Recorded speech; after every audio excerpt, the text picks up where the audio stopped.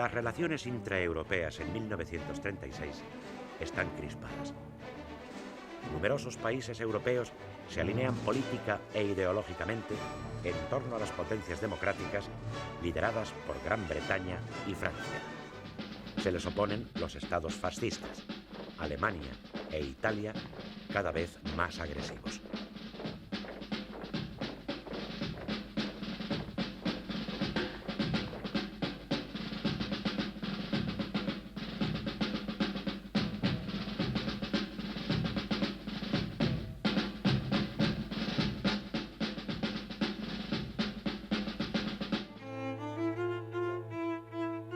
La Unión Soviética, que no hace mucho ha establecido relaciones diplomáticas con los Estados Unidos, se encuentra marginada. Los países democráticos, sobre todo Inglaterra, la miran con desconfianza por temor a la influencia de aspiraciones revolucionarias.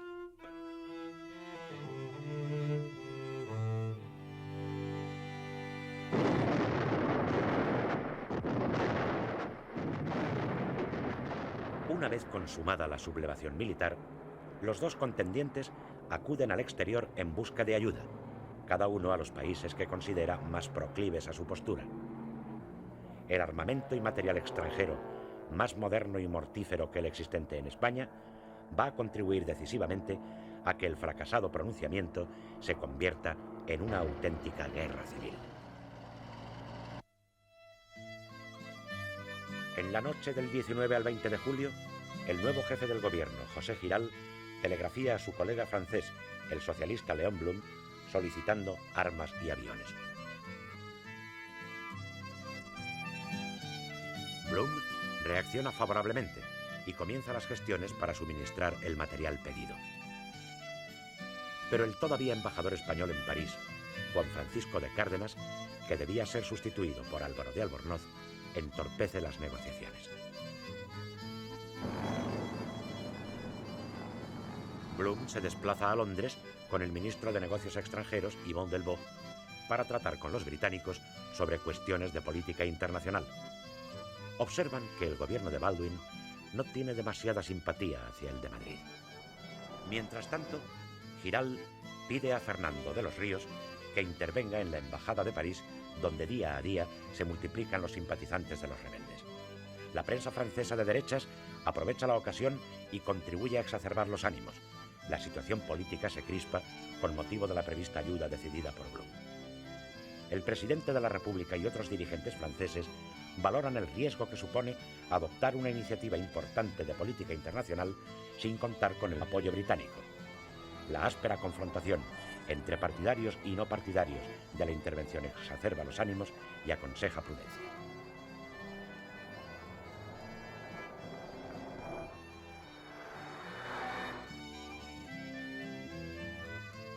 El 25 de julio, en consecuencia, el gobierno francés anuncia su primera toma de posición frente al conflicto español, prohibiendo el envío de armas.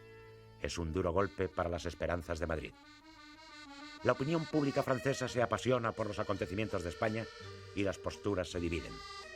Una gran parte de la izquierda los contempla como símbolo de la libertad en peligro. El escritor Romain Rolland da a conocer su actitud favorable a la República, en cuya resistencia adivina el comienzo de la lucha contra el fascismo. La derecha francesa, por el contrario, ve en la España de Franco y Mola el único bastión que se opone al comunismo.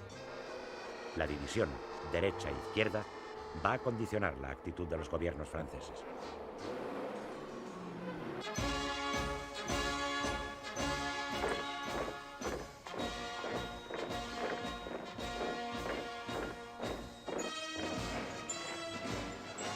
Franco, que hasta el momento no ha mantenido contacto alguno con Alemania, pide rápidamente ayuda al Führer.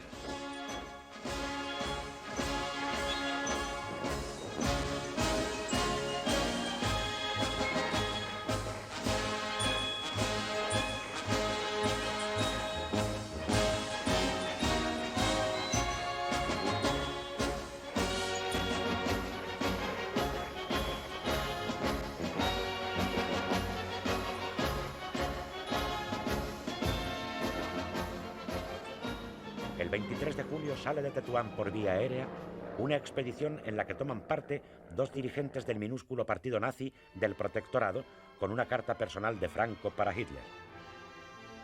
A través del partido y en particular de Rudolf Hess, que se entusiasma con el proyecto, los emisarios son recibidos por Hitler, que se encuentra en el Festival Wagneriano de Bayreuth.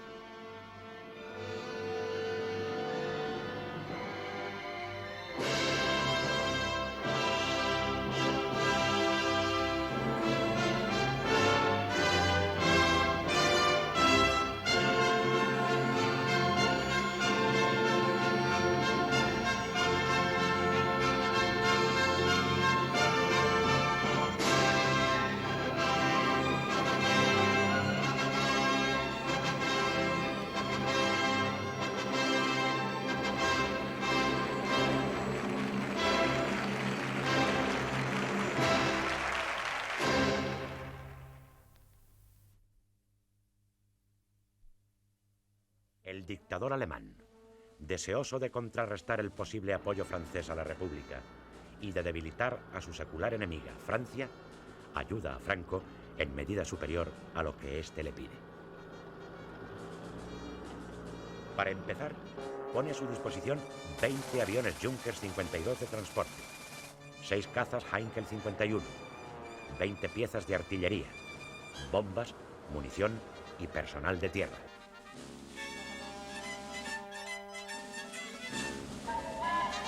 El primer Junkers llega a Tetuán el 29 de julio. La víspera, el avión de los expedicionarios ha servido para transportar de Marruecos a Sevilla un primer contingente de hombres. El grueso de la expedición alemana llega por mar en los primeros días de agosto.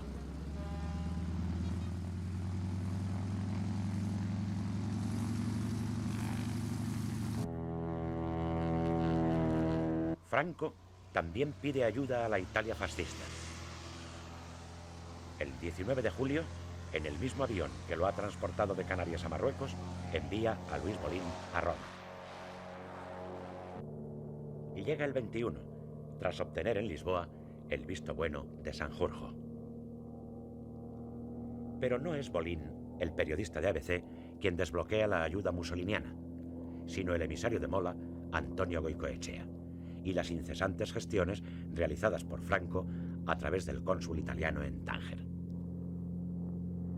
A Italia le interesa ayudar a Franco porque con ello puede ampliar su influencia en el Mediterráneo y contribuir a derribar en Europa un régimen parlamentario a lo que se ha comprometido previamente.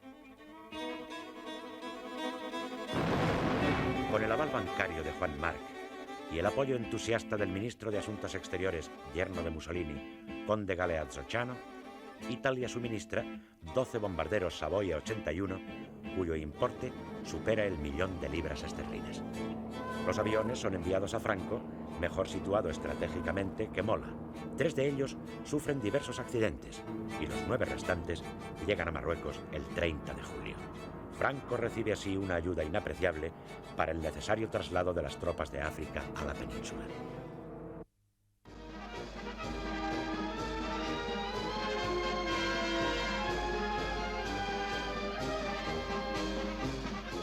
En Portugal está en vías de consolidación una dictadura conservadora y semifascista, liderada por Antonio de Oliveira Salazar, claro partidario de Franco desde el primer momento. La posición geográfica y el apoyo diplomático del país vecino compensan su escaso potencial militar y económico.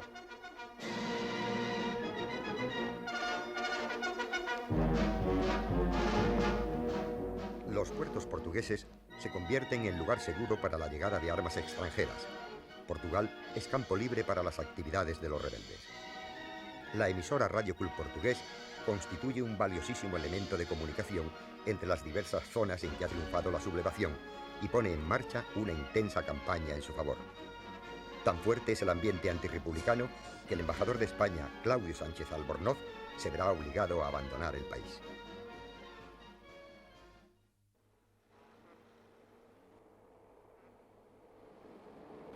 La opinión pública inglesa está, como en tantos otros países, dividida. Las clases media y alta simpatizan con los sublevados, en quienes ven un muro de contención del peligro comunista.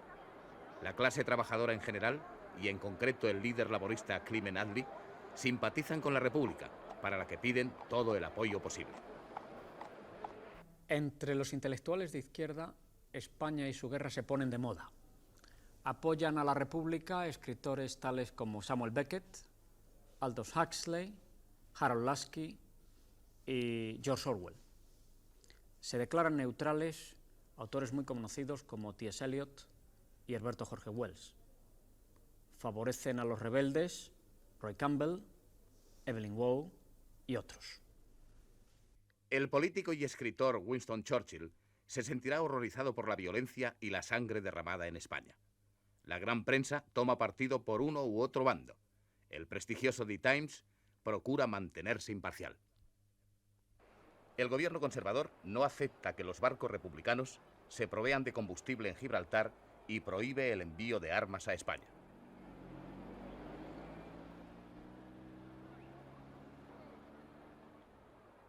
El embajador inglés en Madrid, Sir Henry Chilton, instala la embajada en Hendaya y desde ella favorece en lo que puede la insurrección. Los informes de los diplomáticos británicos en España acentúan el peligro comunista y los riesgos de confiscación de las cuantiosas inversiones inglesas. Mientras tanto, ya se ha realizado privadamente la primera venta de aviones. La British Airways entrega 4 aparatos Fokker para transporte de pasajeros a un representante de Franco. Pero los franceses se niegan a dejarlos despegar de Burdeos cuando hacen escala para repostar.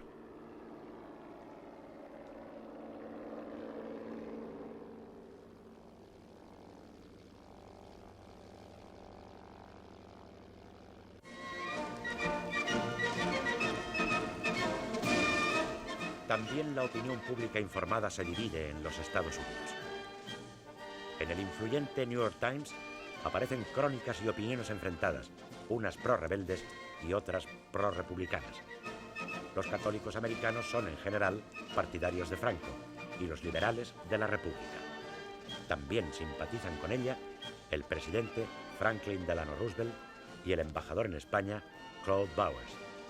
El secretario de Estado, Cordell Hull, recibe informes de los diplomáticos estadounidenses en España que dibujan una imagen alarmante del peligro comunista.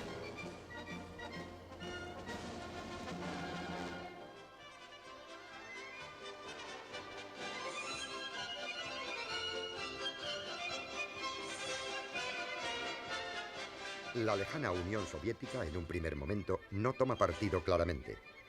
El tema español se discute en el Politburó. Según el diario del comisario de Negocios Extranjeros, Maxim Litvinov, hay división entre sus dirigentes.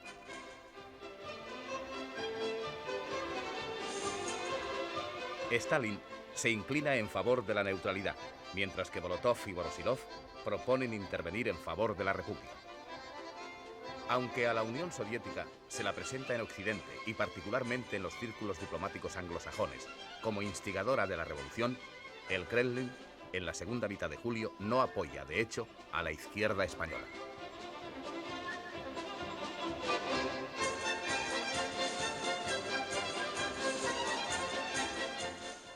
La intervención de las potencias fascistas y la inhibición de los países democráticos contribuyen a poner en marcha el proceso de conversión del golpe militar en guerra abierta. Mientras tanto, la vida española se ve profundamente alterada.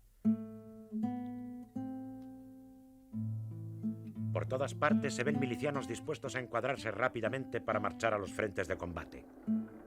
En los restaurantes y bares se festeja el poder popular. La primera consecuencia visible de este es la desaparición de los que se consideraban distintivos de clase: sombreros, corbatas, zapatos. En su lugar proliferan los monos, los pañuelos anudados al cuello, las alpargatas.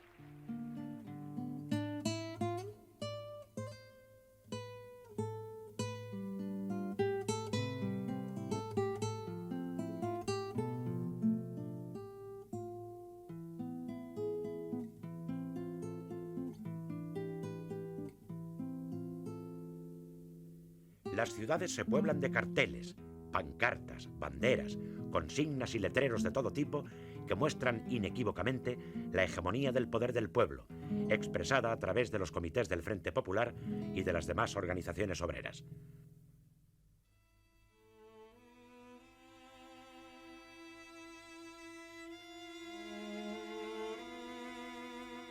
Es una situación propicia a los actos de violencia espontánea.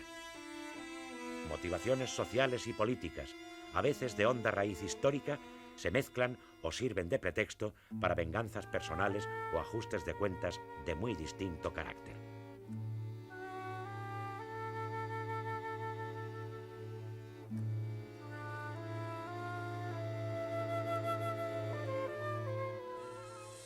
Las primeras y principales víctimas de esta violencia incontrolada suelen ser sacerdotes, religiosos y religiosas, grandes y medianos propietarios, asesinados a causa de su práctica religiosa, de sus ideas políticas o de su situación social. En una exacerbación de anticlericalismo popular, son destruidos muchos templos y objetos de culto, a veces de gran valor artístico.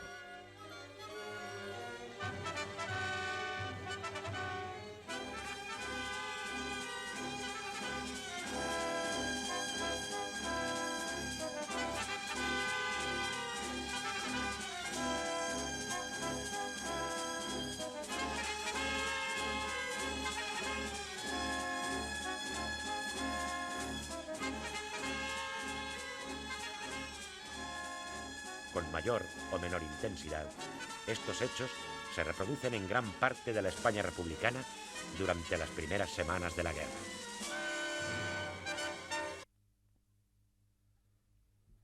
El gobierno, a duras penas, puede ejercer su autoridad. En casi todas las ciudades y pueblos el poder efectivo lo tienen comités que toman decisiones por su cuenta. Estos comités suelen estar formados por representantes de las organizaciones obreras y de los partidos republicanos de izquierda.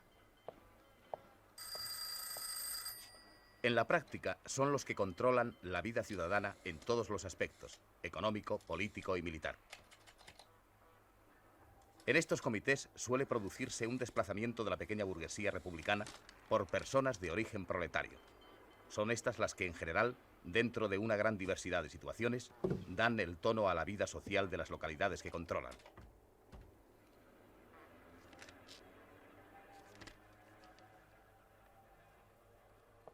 El entramado de la administración estatal queda descoyuntado o se rompe. La red de gobernadores civiles casi no funciona. Numerosos altos cargos se esconden, huyen a la zona sublevada o son encarcelados e incluso fusilados. Sus funciones las desempeñarán personas con frecuencia incompetentes.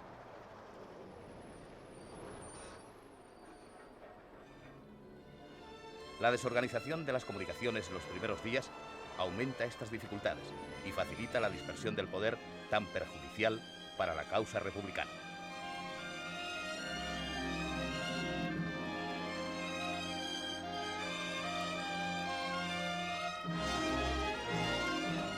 Los oficiales de la UNRA, Unión Militar Republicana Antifascista, ponen en marcha el Ministerio de la Guerra, paralizado a raíz de la sublevación.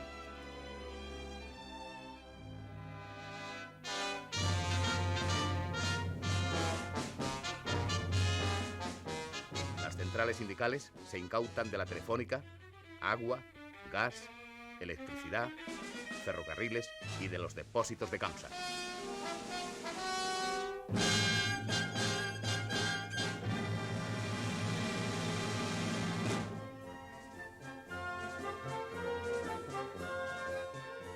La respuesta popular a la insurrección militar galvaniza todas las energías. Las mujeres no quedan al margen. La República había desvelado los anhelos de igualdad de este colectivo secularmente marginado. Al otorgarles el derecho de sufragio, gran parte de los partidos organizaron secciones femeninas. Algunas mujeres tuvieron un papel relevante en la acción pública.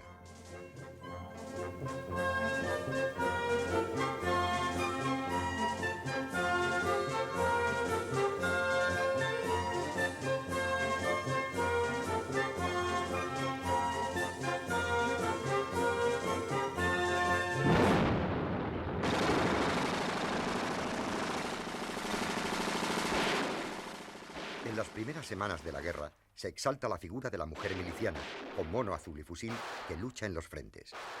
Es más frecuente en Cataluña y en Aragón. Pronto aparecerá una heroína, la catalana Lina Odena, caída en el frente de Granada.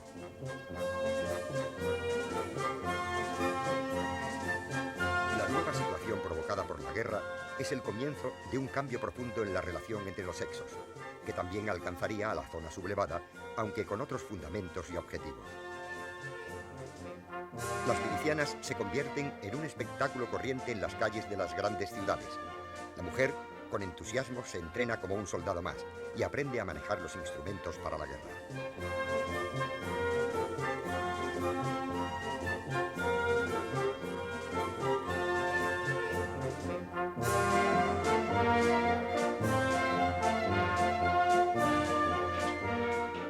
Al consolidarse los frentes, la participación de la mujer deriva hacia las actividades de producción y organización en la retaguardia. Será imprescindible, no obstante, en los servicios auxiliares de los ejércitos.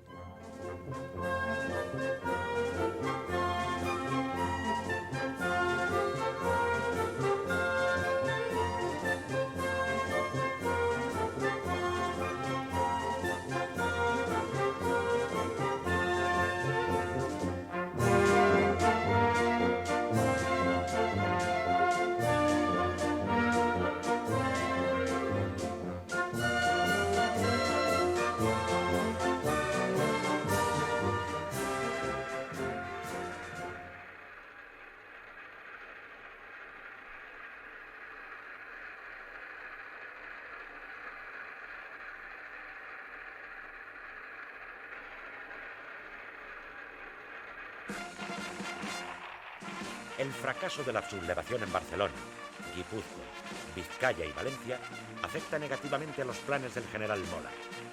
Sin embargo, su objetivo principal continúa siendo la toma de Madrid, a la que se apresta inmediatamente. Las fuerzas sublevadas tienen que superar un obstáculo importantísimo: los puertos de Guadarrama, Navacerrada y Somosierra. Conscientes del peligro que amenaza por el norte, desde el Ministerio de la Guerra se cursan órdenes el día 21 para organizar una serie de columnas formadas por tropas regulares a cuyo frente irán oficiales seleccionados con la misión de ocupar los 3 puertos.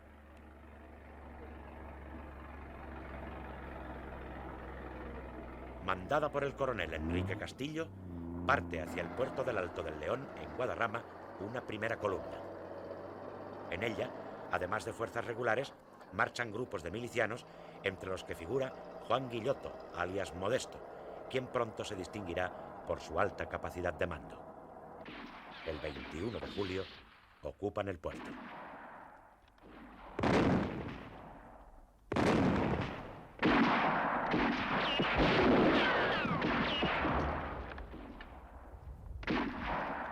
Al día siguiente se producen nuevos enfrentamientos con las fuerzas rebeldes que, al mando del coronel Ricardo Serrador, avanzan desde Valladolid.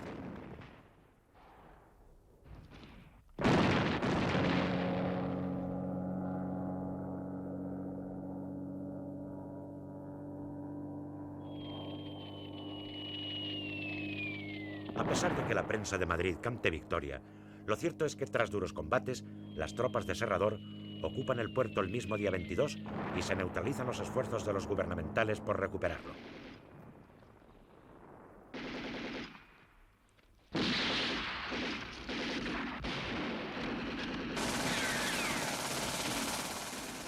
A partir del día 25, el propio general Riquelme toma el mando de la columna, intensificando los ataques.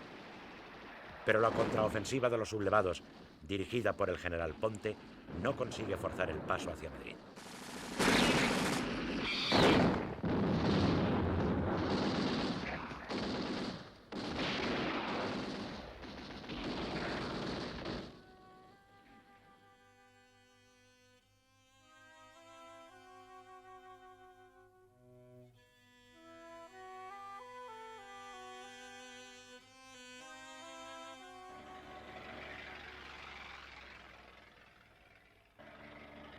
Al puerto de Navacerrada se dirige otra columna, desgajada de la anterior en Villalba, constituida por guardias de asalto del comandante Burillo y los milicianos del Batallón Octubre, mandados por el capitán de aviación Arturo González Gil.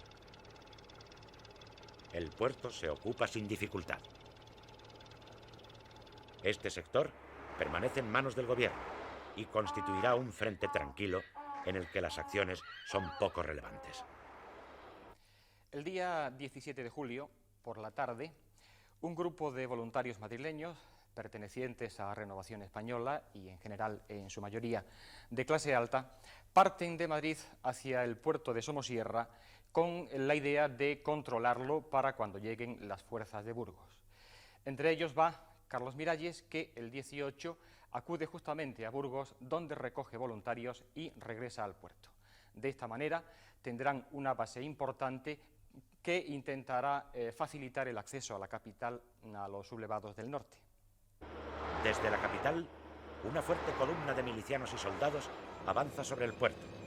Está dirigida por el teniente de aviación José María Valle González y el capitán de la Guardia Civil Francisco Galán. Tras unas escaramuzas, la columna republicana diezma a las milicias de Miralles y toma el puerto el día 22.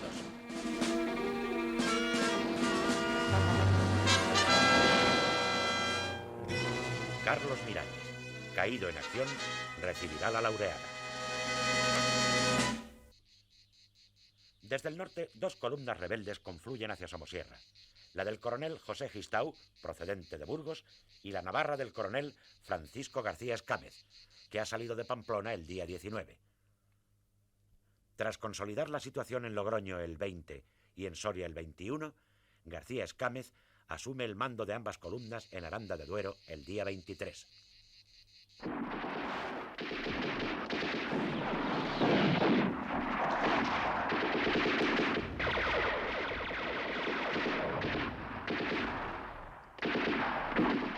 El 25 vence la oposición republicana y toma el puerto de Somosierra, pero fracasa en su intento de tomar Buitrago.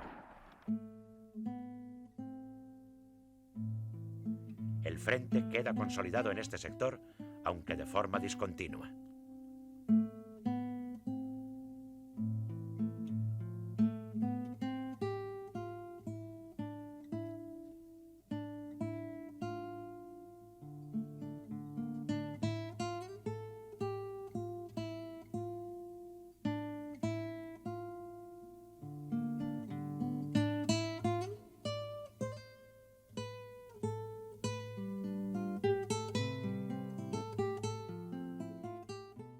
Desde Madrid, una columna gubernamental, mandada por el teniente coronel Julio Mangada, avanza en dirección noroeste hacia la Sierra de Gredos con la intención de crear una cuña territorial que consolide la separación entre las zonas norte y sur de los sublevados.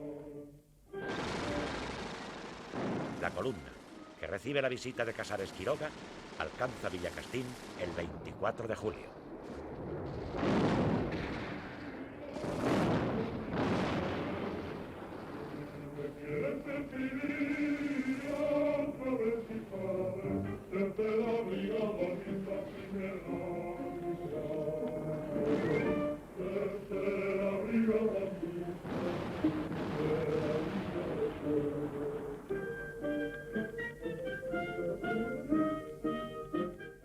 Contra toda lógica, Mangada abandona la acción para regresar a Madrid, donde es recibido triunfalmente. Sus hombres le imponen el fajín de general. Desaprovecha así la oportunidad de hacer retroceder las fuerzas de Mola hasta el Duero. Vuelve poco después a la acción y derrota el día 30 a la columna mandada por el comandante de la Guardia Civil, Lisardo Doval, en las proximidades de Navalteral de Pinares.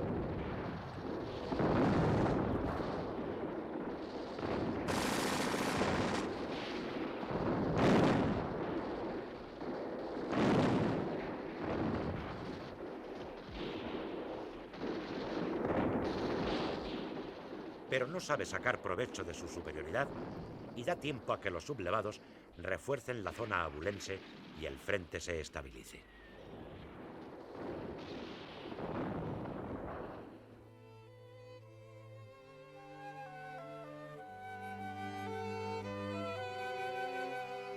En estos primeros días, la línea del frente está escasamente definida. Esto explica que algunos grupos se adentren en territorio enemigo sin darse cuenta, encontrando así la muerte. Este es el caso de Onésimo Redondo, jefe territorial de la Falange Castellana, muerto por milicianos de Mangada en el pueblo de Lavajos. Y asimismo, el de Josep Suñol Carriga, diputado a Cortes por Esquerra Republicana y presidente del Barcelona Club de Fútbol.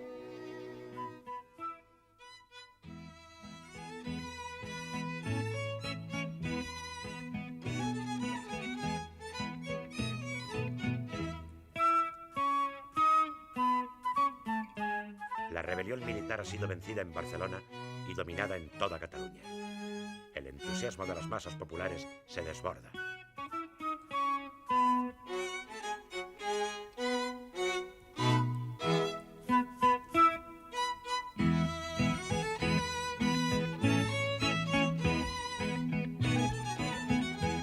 Calles y plazas son invadidas por multitudes que, enarbolando banderas, especialmente la rojinegra de la CNT-FAI, celebran la victoria. Predominan los milicianos vestidos con el mono azul proletario, muchos con el pañuelo rojo o rojinegro anudado al cuello. Civiles, miembros de las fuerzas de orden público y soldados licenciados confraternizan en las calles. Se les unen los delincuentes liberados de las cárceles.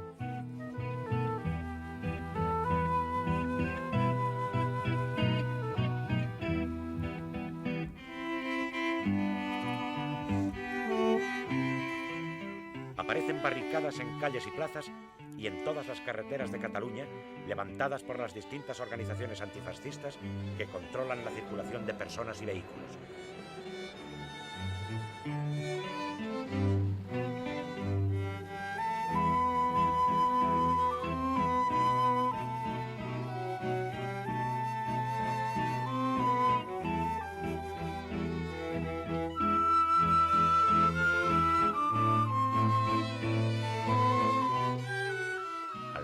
Comienza el recuento de las víctimas caídas en los combates, unos 500 muertos y alrededor de 2000 heridos de diversa consideración entre ambos bandos. El crecido número de víctimas entre los combatientes civiles provoca en las masas populares una profunda hostilidad contra los sublevados que es aprovechada por elementos incontrolados. La rebelión militar ha sido vencida, pero ha desarticulado por completo los resortes del orden público. Miles de personas han recogido las armas abandonadas por los rebeldes en los cuarteles.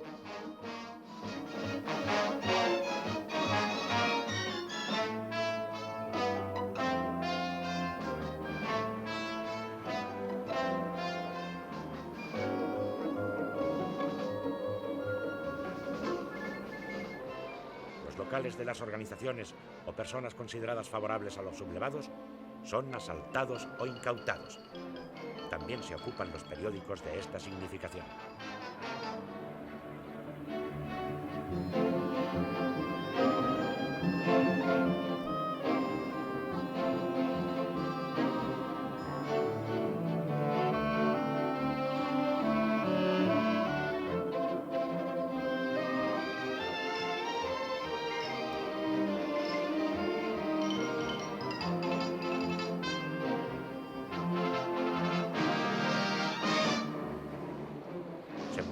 Los registros y detenciones por grupos ajenos a las fuerzas de orden público.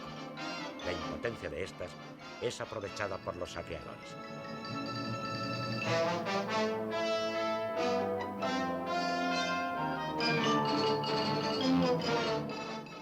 Mientras unas organizaciones antifascistas aspiran solo a mantener las instituciones republicanas y autonómicas atacadas por los sublevados, otras creen llegada la hora de la revolución social inmediata. Este es el caso muy especialmente de la FAI. Pero existen profundas discrepancias sobre el contenido de esta revolución entre las diversas organizaciones obreras. Entre ellas hay que destacar al PSUC, Partit Socialista Unificat de Cataluña, que es el resultado de la unificación de 4 partidos socialistas y comunistas. Su dirigente principal es Joan Comorera. El nuevo partido se apoya en la UGT como fuerza sindical. El otro partido importante es el POUM, Partido Obrero de Unificación Marxista, de tendencia trotskista, cuyo dirigente principal es Andreu Nin. En Cataluña existen, pues, dos partidos marxistas, el POUM y el PSUC, ambos enfrentados.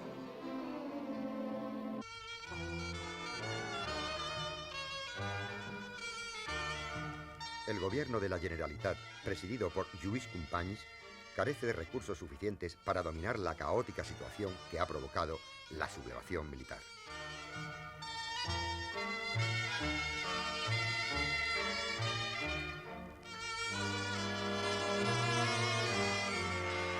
Con las pocas fuerzas de que dispone, intenta salvar el mayor número de personas y proteger los edificios amenazados.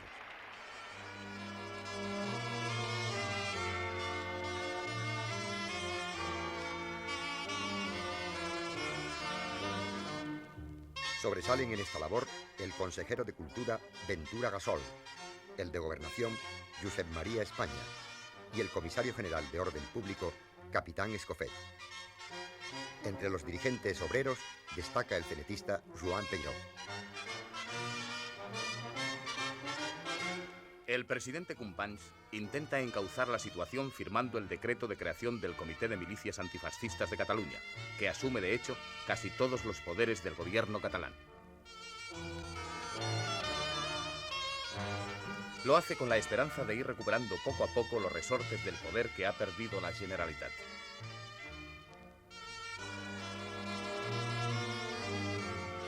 Forman el Comité de Milicias Antifascistas representantes de la Esquerra Republicana de Cataluña, CNT, FAI, UGT, PSUC, POUM, Acció Catalana Republicana y Unió de Rabasseiras.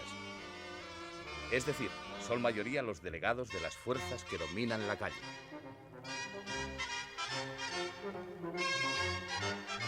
Unos días después, se crea la Consejería de Defensa del Gobierno de la Generalitat bajo la dirección del teniente coronel Felipe Díaz Sandino. En Barcelona, una vez derrotada la rebelión, desaparece todo vestigio de tropa organizada, a excepción de la aviación del Prat, que ha permanecido fiel a la República.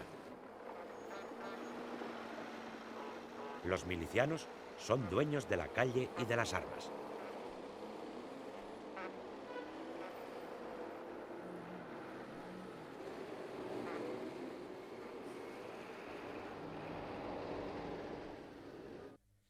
La noticia de la caída de Zaragoza en poder de los rebeldes afecta emocionalmente a las masas cenetistas, dada la importancia del anarcosindicalismo en la capital aragonesa.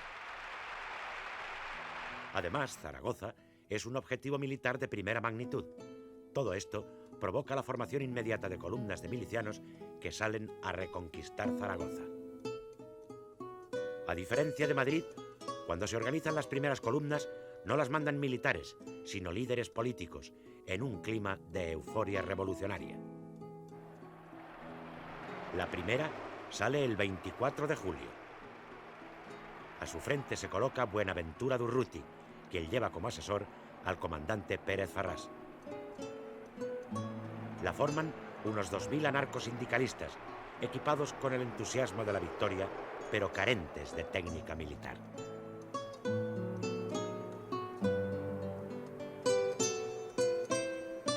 Las armas tomadas en el botín de los cuarteles se han repartido al azar, desde los cañones a las pistolas, sin método, sin precauciones tácticas. Quien se apoderó de un fusil, marcha con él. Quienes tomaron un cañón, lo han subido con apuros a la caja del vehículo.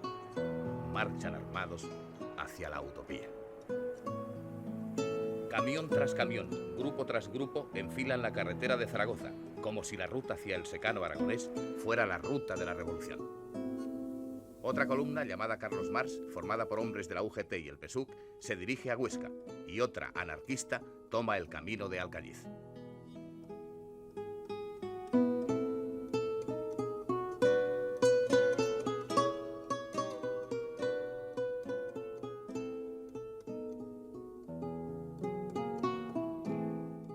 Solo Durruti insiste en marchar sobre Zaragoza, ciudad a la que está personalmente ligado y que fija como objetivo fundamental porque su caída arrastraría a Aragón entero.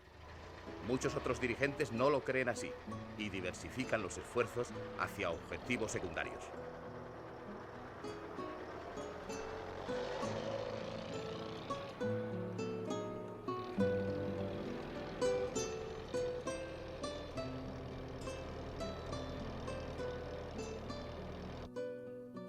Pocos días después parte una nueva columna desde Barcelona. Se llama Francisco Ascaso, en honor al líder muerto en la lucha del día 20.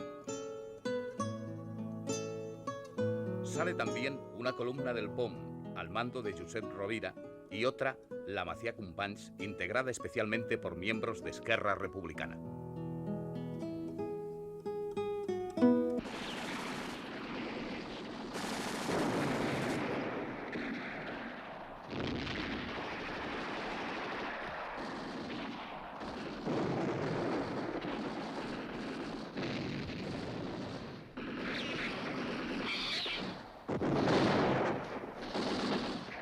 Al cabo de pocos días, las columnas catalanas forman un abanico a ambos lados de la carretera Lérida-Zaragoza. Son un conglomerado tan valiente como caótico. Carecen de otras armas que las tomadas en los primeros momentos y no tienen una sola fábrica de cartuchos en su retaguardia.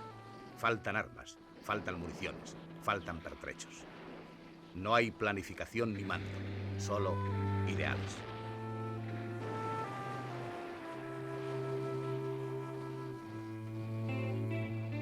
En este entusiasmo, los escasos militares leales a la República apenas si consiguen papeles secundarios de asesores y con frecuencia se les considera sospechosos. Los milicianos no están ya en la revuelta o en la barricada. Las posiciones organizadas por los militares rebeldes en el frente resisten sin dificultad. Sobre el estallar brillante del sol en los rastrojos, los milicianos son blancos perfectos. Vestidos con sus oscuros moros de obrero, tocados con gorros negros y encarnados, las balas los derriban.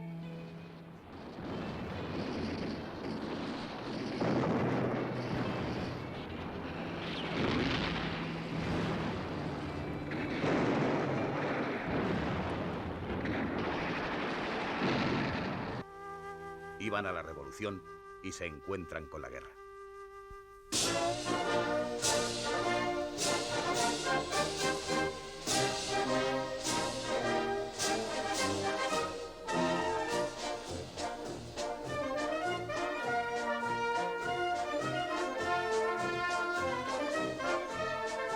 En el país valenciano, la situación es diferente. La guarnición no ha desaparecido como en Barcelona, aunque también las milicias se organizan. En Valencia, un capitán de la Guardia Civil, Miguel Uribarri, se afana en armar e instruir sumariamente a los primeros contingentes.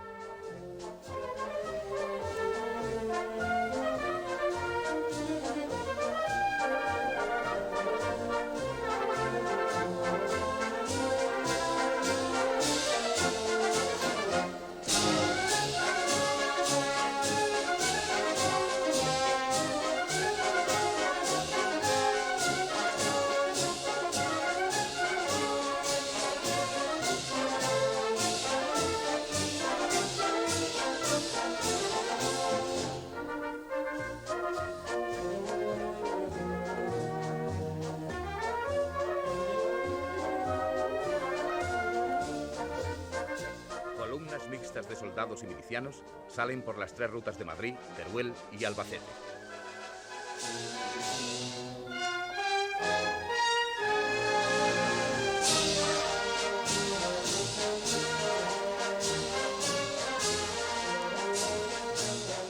Por el interior marchan a Madrid unidades militares sin milicianos. Las autoridades y el pueblo las despiden con vítores y aclamaciones.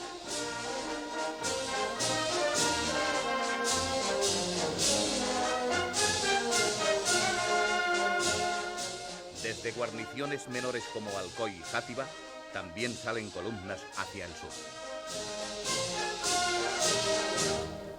Albacete se subleva el día 20 de julio e inmediatamente parten a esa ciudad columnas procedentes de Alicante, de Cartagena y de Murcia con objeto de reducir la rebelión. El 22, aviones republicanos procedentes de los Alcázares bombardean el cuartel de la Guardia Civil donde los rebeldes se han hecho fuertes. Los rebeldes lanzan mensajes a los generales Cabanellas y Franco, manifestando su disposición a resistir y pidiendo ayuda. Pero esa ayuda no les será posible. El día 25, entonces, termina en Albacete toda la resistencia. De esta manera, queda en torno a Valencia una gran zona que será una excelente retaguardia para el Madrid sitiado durante los primeros meses de la guerra.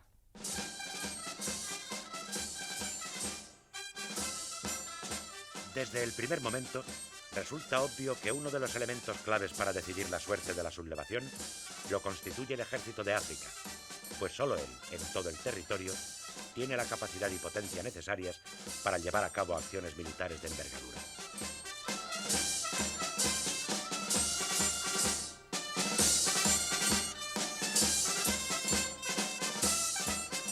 De aquí que su transporte a la península resulte tan vital para los sublevados como para la República el evitarlo.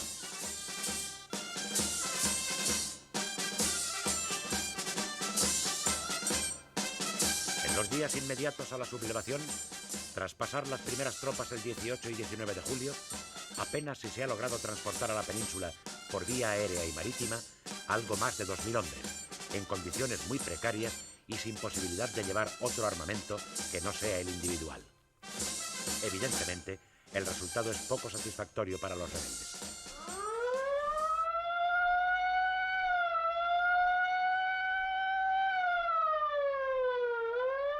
Consciente de ello, el gobierno republicano ordena a las unidades navales que se concentren en Tánger con el fin de controlar el paso del estrecho y mantener inmovilizado a Franco en Marruecos. Pero Franco emprende una ofensiva diplomática ante el Comité de Control de Tánger, consiguiendo que casi todos los buques gubernamentales abandonen este puerto el día 23, tras la solicitud cursada a Madrid por las autoridades tangerinas. La base operativa de la flota republicana se establece en Málaga, con lo que el bloqueo del estrecho no puede ser tan efectivo como antes. En cualquier caso, para los sublevados, el paso se ha convertido en necesidad imperiosa.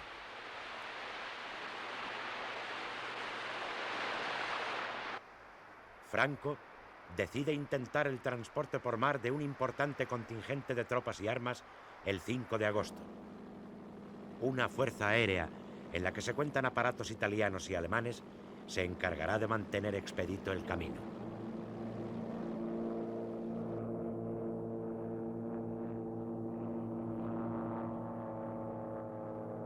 A las 4:30 de la tarde se da la orden de salida del convoy, integrado por 2 remolcadores y 2 motonaves, escoltados por un cañonero y un guardacostas.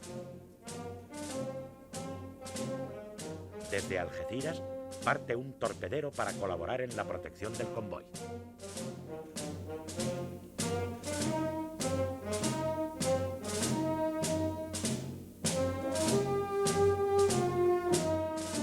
La operación culmina con éxito tras repeler el ataque de un destructor republicano. Pasadas las 6 de la tarde, el convoy llega a Algeciras transportando un fuerte contingente de tropas con toda su impedimenta de guerra y un importante volumen de material. El éxito del que inmediatamente es denominado por los sublevados Convoy de la Victoria supone una momentánea ruptura del bloqueo ejercido hasta el momento por la flota republicana y pone en evidencia que la superioridad material de la República en el mar queda neutralizada por la carencia de mandos adecuados. Como represalia, las autoridades republicanas ordenan el bombardeo de Algeciras por barcos y aviones.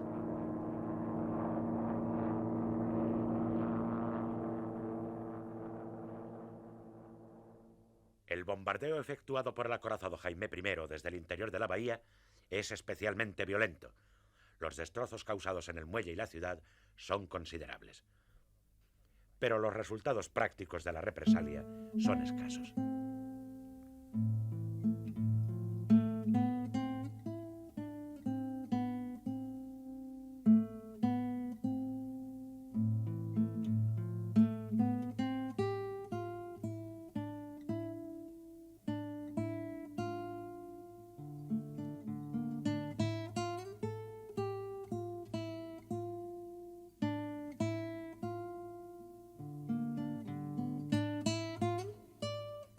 Aunque la pérdida de algunos barcos rebeldes y la intensificación de la vigilancia republicana imposibilitan el paso de nuevas tropas por mar, la ayuda alemana e italiana permiten la realización de un auténtico puente aéreo, lento pero constante, que entre agosto y septiembre transportará a la península al menos 12.000 hombres y abundante material de guerra. Franco consigue así el primero de sus objetivos estratégicos. José María Pemán exaltará sus logros en versos sumamente reveladores. El enemigo infiel, sierpe que ahoga la garganta de España y apretado tiene su cuerpo, es de la sinagoga, el oculto poder. A otro costado, por eso el moro del estrecho boga. Viene a luchar por Dios. Dios está al lado de ese caudillo pálido y moreno, cara de trigo en flor y alma de trueno.